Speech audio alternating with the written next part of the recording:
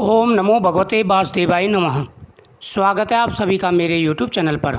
मैं हरिओम शर्मा आज आपको शनिवार की दो सुंदर कथाएं सुनाने जा रहा हूं। इन कथाओं का श्रवण करने से शनिदेव प्रसन्न होकर के मनवांछित फल प्रदान करते हैं। एक समय की बात है, भगवान सूर्य के पुत्र शनि बचपन में बहुत सुंदर थे और तेजस्वी भी। इनकी सुंदरता को देखते हुए गंधर्व ने अपनी पुत्री कंकाली के साथ शनिदेव का विवाह करा दिया। लेकिन अत्यंत सुंदर होने के कारण इंद्र की सभा की अप्सरा अक्सर इन्हें देखने जाया करती थी। इन अप्सरा को देखकर कई बार शनिदेव उन पर मोहित हो गए। यह बात गंधर्व पुत्री कंकाली को अच्छी नहीं लगती थी। तब गंधर्व पुत्री कंकाली ने अपने पति शनिदेव को श्राप दिया कि आज के पश्चात सुंदरता को खोकर बदसूरत हो जाए और आपकी दृष्टि हमेशा नीचे की तरफ रहे। अगर आप सीधी दृष्टि से किसी की तरफ देखते हैं तो उस पर 7.5 का प्रभाव पड़ जाएगा। तब शनिदेव भगवान शिव की घोर तपस्या की। तत्पश्चात तपस्या के बाद भगवान से प्रसन्न हुए और बोले, हे सूर्यपुत्र शनिदेव वर मांगो। तब शनिदेव बोले, यह सदा शिव शंभु हम पर कृपा करके हमें सृष्टि पर सीधे देखने के लिए वर दीजिए। भगवान शिव बोले, जो व्यक्ति शनिवार के दिन पीपल के नीचे तेल चढ़ाएगा उस पर तुम्हारे पड़ने वाले को दृष्टि शुभ दृष्टि में बदल जाएगी। इसलिए शनिवार के दिन पीपल के नीचे शनिदेव की पूजा की जाती है। शनिदेव की दूसरी कथा। एक समय सभी नवग्रहों में सूर्य, चंद्र, मंगल, बुध, बृहस्पति, शुक्र, शनि, राहु और केतु में विवाद छिड़ गया कि इनमें से सबसे बड़ा कौन है। सभी आपस में लड़ने लगे और कोई निर्णय न होने पर देवराज इंद्र के पास निर्णय कराने पहुँचे।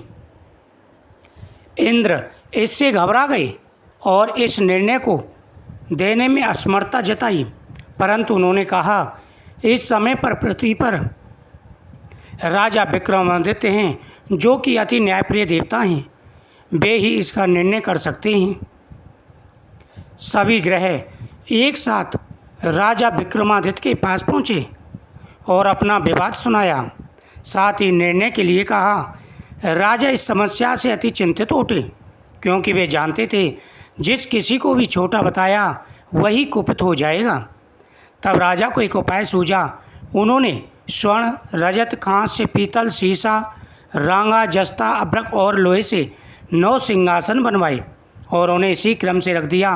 फिर उन सब से निवेदन किया, आप सभी अपने अपने सिंहासन पर स्थान ग्रहण करें। जो अंतिम सिंहासन पर बैठेगा वही सबसे छोटा होगा।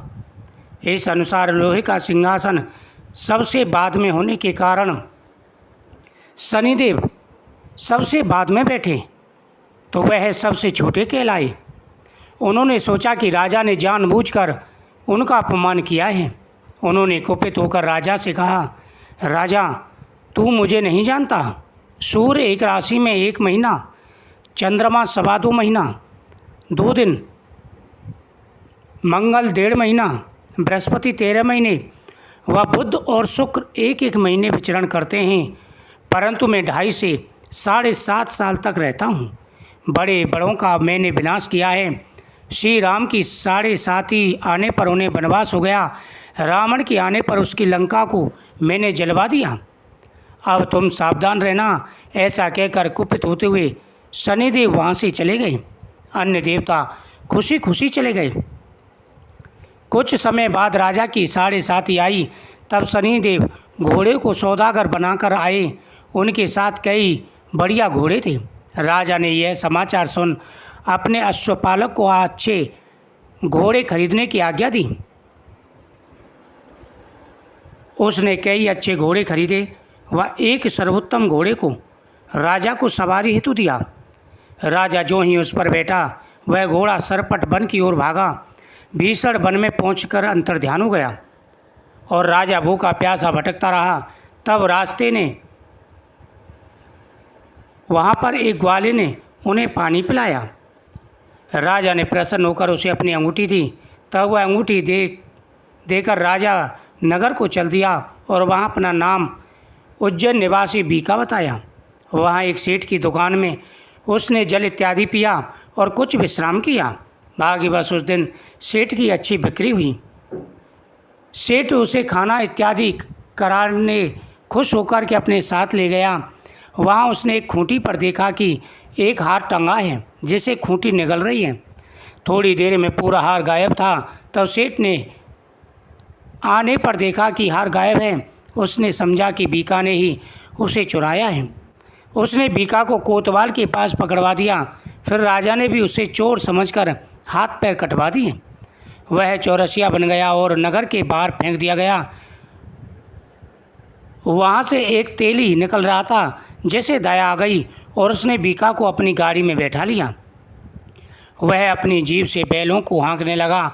उस काल राजा की शनि दशा समाप्त हो गई थी। वर्षा काल आने पर वह मलार गाने लगा। तब वह जिस नगर में था वहाँ की राजकुमारी मन भावनी को वह इतना भाया कि उसने मन ही मन प्रण कर लिया वह उस राग गाने वाले से ही विवाह करेगी। परंतु राजकुमारी ना मानी। सभी ने समझाया। अगले ही दिन से उठते ही वह अनशन पर बैठ गई। फिर विवाह करेगी तो उसी से। उसे बहुतेरा समझाने पर भी जब वह ना मानी तो राजा ने उस तेली को बुला लिया और विवाह की तैयारी करने को कहा। फिर उसका विवाह राजकुमारी से हो गया। तब एक दिन सोते हुए स्वप्न में शनिदेव ने राजा से कहा, राजन देखा तुमने मुझे छोटा बताया, कितना दुख झेला। तब राजा ने उनसे क्षमा मांगी और प्रार्थना की कि हे शनिदेव, जैसा दुख मुझे दिया किसी और को न देना। शनिदेव मान गए और कहा, जो मेरी कथा और व्रत करेगा उसे मेरी दशा में कोई दुख ना होगा। जो नित्य मेरा ध्यान करेगा और चींटियों को आटा डालेगा उनके सारे मनोरथ पूर्ण होंगे। साथ ही राजा को हाथ पैर भी वापस दिए। प्रातः आँख खोलने पर राजकुमारी ने देखा तो वह आश्चर्यचकित रह गई। बीका ने उसे बताया कि वह उज्जैन का राजा विक्रमादित्य है। सभी अत्यंत प्रसन्न हुए। सेठ ने जब सुना तो वह पैरों पर गिरकर क्षमा मांगने लगा। राजा ने कहा, वह तो शनिदेव का कोप था, इसमें तुम्हारा कोई दोष नहीं है। साथ ही सबने देखा जो खूंटी हाथ निगल रही थी वह उसे उगल रही थी। सेठ ने अनेक मोहरें देकर राजा का धन्यवाद किया और अपनी कन्या श्री कंकरी से पाणी ग्रहण का निवेदन किया। राजा ने हर्ष से स्वीकार कर लिया। कुछ समय पश्चात राजा अपनी दोनों रानियां मन भावनी और श्री कंकरी को सभी उपहार सहित लेकर उज्जैन नगरी को लौटाया। सारे नगर में दीपमाला हुई व सबने खुशी मनाई। राजा ने घोषणा कर दी कि मैंने शनिदेव को सबसे छोटा बताया था, जबकि असल में वही सर्वोपरि हैं। तब से सारे राज्य में शनिदेव की पूजा और कथा नियमित रूप से होने लगी। सारी प्रजा ने बहुत समय खुशी और आनंद के साथ बिताया। जो कोई शनिदेव की इस कथा का श्रवण करते हैं, शनिदेव प्रसन्न होकर के उनकी सभी मनोकामनाएं पूरी करते हैं। प्रत्येक व्यक्ति को शनिदेव की कथा अवश्य सुननी चाहिए। श्री शनिदेवाय नमः।